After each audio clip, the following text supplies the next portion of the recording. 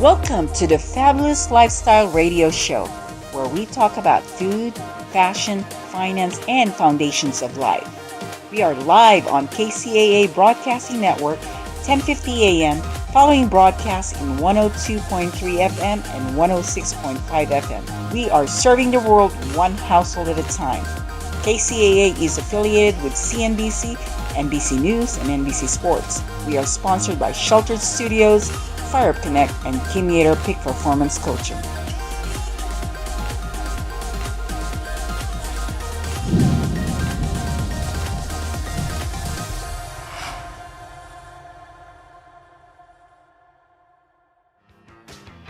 Welcome back to Fabulous Lifestyle Radio. This is Steve Matley, your host. Fabulous Lifestyle Radio, food, fashion, finance, and foundations, and we're focusing on finance today. Our next segment, I've got a fantastic guest, but I also have a guest host with me today, a co-host, Dan Reddick, who you just heard from. We asked him to stay over and interview Jonathan Preston with us. Jonathan Preston is a contracts and business attorney based out of Murrieta, California. And one reason I asked Dan to stay on is because he's a real estate investor, and Jonathan's also in that world too, but on the legal side. Jonathan, welcome to Fabulous Lifestyle Radio. Jonathan, he is a business and contracts attorney. And I want to say also, he is a unique attorney. He doesn't drive a Porsche or wear designer clothes, but he is a huge Ducks fan, and he's a private pilot. So I think that's pretty interesting with Jonathan. He's Go aviation. I actually drive a Chevy Colorado truck, so okay. Normal guy. Yeah, see, he sounds more like the real estate investor guys like us, right? So, Jonathan, what I want to talk to you today about is vetting investments. And I know you and I have talked about this in the past, and I know you've had people that I've sent to you for vetting things. Can you kind of tell us what, if somebody comes to you looking for some legal advice, they've got, say, contracts, operating agreements for some kind of investment, what do you do to help them vet those investments? Well, first of all, the first thing I usually do is calm the investor down to make sure that they can look at this investment objectively without getting, a little over anxious to make the jump to actually purchase the investment. Okay, But, so they got to be in the right initial mental thing. state, yes. Right mental state. Because I want all of my clients to basically look at this as a long-term investment. I don't want them, I hate it if they lose money. It's like I take it personally if an investment fails. If people go into joint venture with someone else and it turns out to be a bad idea, it's something that I don't like to hear. So, it's personal to me also. Okay, and so how do we vet these Sure. investments? So right off the bat, usually it's if the buyer is going to be investing a percentage interest in a company, we're going to talk about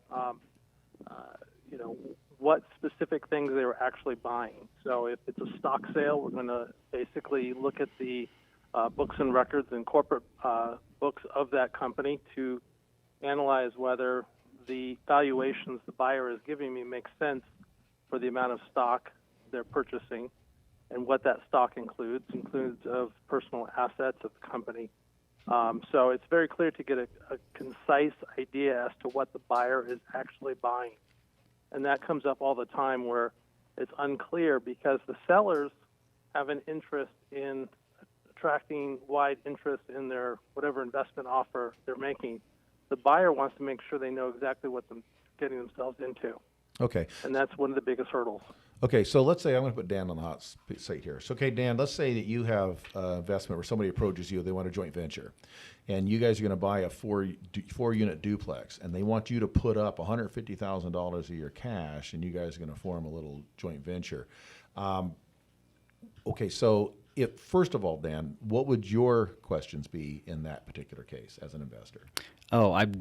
First and foremost, I want to know how my investment's secured. But quickly it moves on to roles and responsibilities after that, and especially the most important thing I think is actually what happens when things go wrong. How do you handle things so you can try and exit smoothly and remain friends? Okay, Jonathan. So how can Dan make sure that those things are addressed and solid? Sure. Well, first, are we forming a new LLC because it's a duplex, which works relatively easy for real estate type investments? Have the parties already agreed that this $150,000 investment, what percentage is that investment in the entire scope of the project? Have they already talked about other issues concerning, basically, let's call them dividends for now, which amounts to monthly rent, how that's going to be divided. All this needs to be spelled out in an operating agreement for the investment. Okay, and that brings up an interesting point. How would Dan know if that an LLC is the right vehicle for this? Because there's other legal entities that could be done. So how do we know the right entity?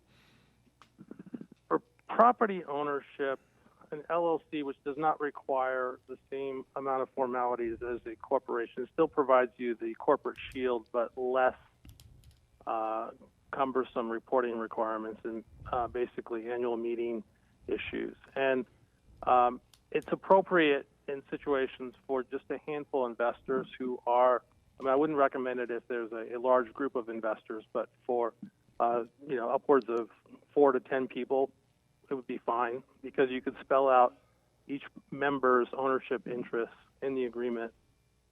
And Okay. Okay. Go ahead. that makes sense. If I've got other assets and whatnot, and I want to join something like that, but I would rather have, say another LLC or a C Corp or something like that, how does that get structured so I can take advantage of as many things as I can in tax advantages and such? Well, if you're investing, you're not referring to any 1031 exchange or anything of the sort. No. If you're taking assets from your C Corp and reinvesting that into another company, you're going to have to, of course, talk to your accountant about any capital gains that you might incur as a result of that. So it is true that once you dispose of one asset and acquire another, there's generally always going to be a tax consequence unless you can qualify under the 1031. Okay.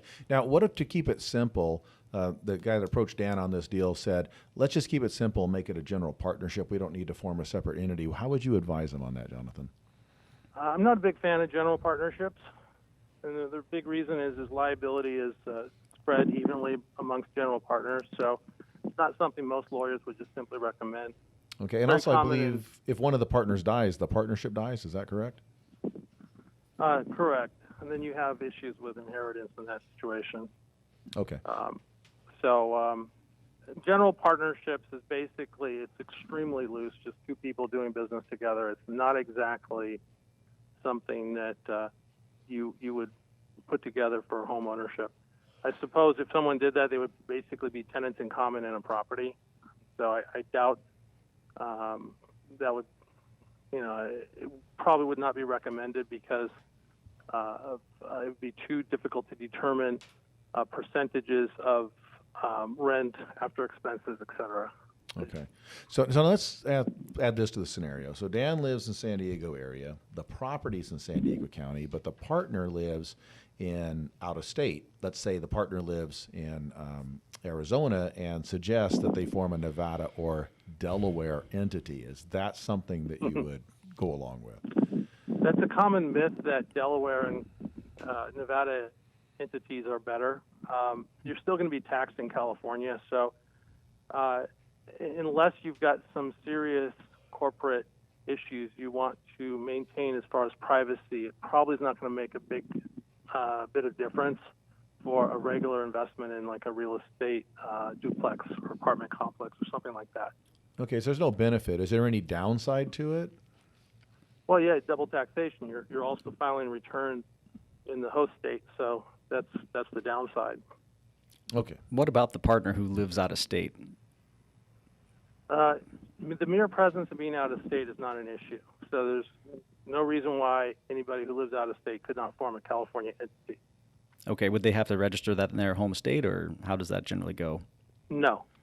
It would still be registered in California because it would consist of, let's say, for instance, a property, assuming it does business only in California, then it would be registered in California. If it's going to do business in the other state, then yes, you would have a registration issue. Okay, so that brings up a question. So I'm a fairly new investor. I hear this. I say, okay, I think I need to form an entity, maybe an LLC, to do some investing. but I don't know where to go. And when I Google it, I get all these different things that come up, and some of them look like government, some of them don't look like government, and I'm not sure who to go to. Some of them are attorneys' offices. How do I know where to go to form this LLC and what I should expect? There's lots of companies that will form an LLC extremely cheaply. I'll say that. Forming an LLC does not take much effort except just filing the articles. But there's a lot more to it. So contacting a law firm is really the way to go, I believe. Okay, and how do I know which law firm to because again, there's law firms are all over the place. So if I Google that, law firm for LLC, how do I know what to look for? Business law firms that do a lot of formation, especially the way to go. If you form any entity and you want to talk about issues that relate to that entity, and it's usually relating to issues with your partners, talking to a law firm in advance is the way to go before pulling the plug or starting the investment. Okay, and is it better to contact a law firm and have them just do everything from soup to nuts, or can I get one of those do-it-myself templates, put it all together, and then have my attorney review it? Which is the better way to go on that? Well, ironically, attorneys don't do everything, because usually most of the clients that will contact a law firm, they've already come up with some of the basics, the purchase price, how they, in their mind, planned on sharing revenues, dealing with issues concerning succession. Some of those basic questions, those are already determined by the client. Any entity that simply will form your LLC, they're not going to ask any of those. But then the law firm will take it a step further, and they'll look for other issues that the client hasn't even thought about. So going to a law firm is the way to go. Okay, and how long does it usually take from initiating this to actually getting my LLC viable?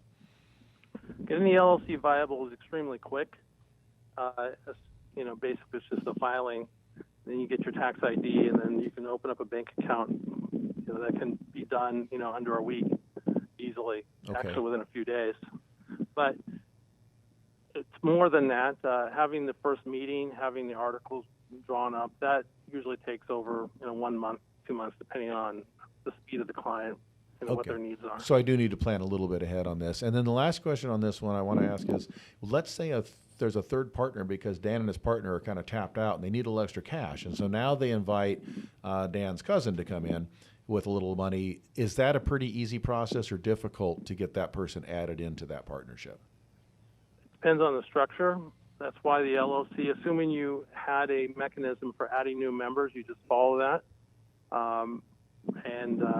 If you're going to bring in a new member, talk to a law firm, talk to an attorney. It's about the valuation on what percentage of membership interest and how much that's going to be. You don't just want to give this away. You want to make sure it's thought out and really ask yourself if this even makes sense to do it in the first place. And what does this person bring to the table that is missing in whatever the first two members had? Okay. And I find that the reason I ask that is a lot of times people are tempted to bring partners on because they get desperate. They start running out of cash, and the person that steps up with money, all of a sudden they're looking at becoming a partner when maybe that person is not a good partner for them. It reminds me of the Shark Tank. I have seen that happen, correct.